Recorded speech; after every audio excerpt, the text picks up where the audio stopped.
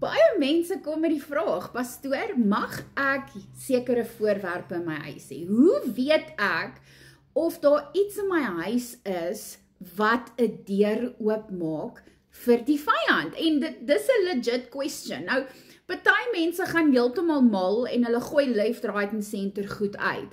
Julle, dis nie wat die Here wil hê jy moet doen nie. Die Here wil hê ons moet onderskeiding van gees gebruik.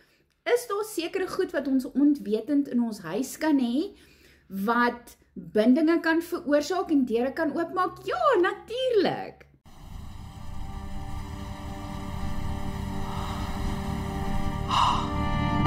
So partykeer, soos in hierdie video, is 'n mens nie eers bewus dat jy sekere goed in jou huis ingebring het, wat goed aan dit attach het nie, wat goed aan jou attach.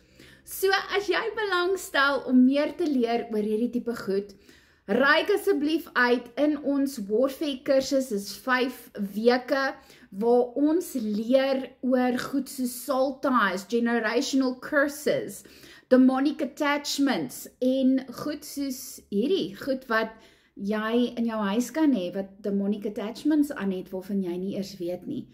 En ook hoe om jou huis te salf. En ek gee tot vir jou spesifieke gebede om in elke vertrek te bid. So as jy belangstel om ons te join, even het ons al begin, alles word gerekord, reik gerus uit.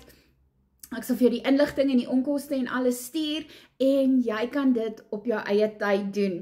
Ek moet sê, hierdie kursus, die feedback, mense sê, hulle oë gaan oop, en dit is wat God wil hê. Hy wil hê ons moet kennis dra van wat daar buite aangaan, en hy wil hê ons moet vry word, want die vyand is skelm. Hy wil nie hê jy moet vry word van die dinge wat jou weghou van die Here af nie. So, reik gerus uit, DM my as jy belangstel. Lekker dag.